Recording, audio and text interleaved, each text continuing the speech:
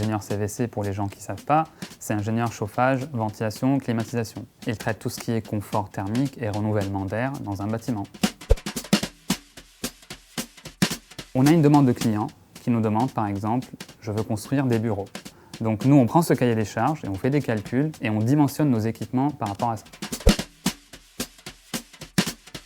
Ça dépend des phases, les journées sont différentes et ça dépend des projets aussi. On a des journées où on fait des calculs, de la conception.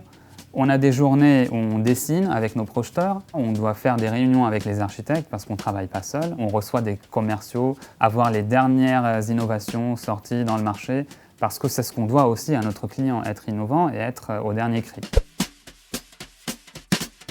Un ingénieur a toujours un contact avec le client, donc pour moi il faut être toujours pédagogue, à l'écoute du client, être force de proposition, il faut toujours avoir une fibre commerciale aussi.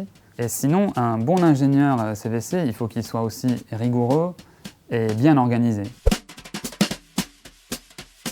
J'ai fait mes études dans la filière thermique. Une fois que j'ai obtenu mon diplôme, j'ai été pris directement dans un laboratoire de recherche énergétique. Et après, j'ai été pris chez EDIS, et là, ça fait 4 ans. Et là, je me suis penché un peu plus dans l'environnement et depuis 2 ans et demi, dans l'ingénierie de CVC.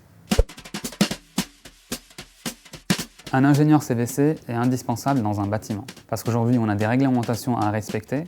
Et si on ne la respecte pas, on n'a même pas le droit de construire. En plus, il y a le code du travail. On ne peut pas travailler dans un bureau où il fait 14 ou 15 degrés. Et il faut un renouvellement d'air aussi.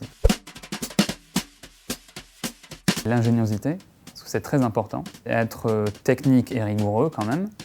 Avoir un petit côté commercial.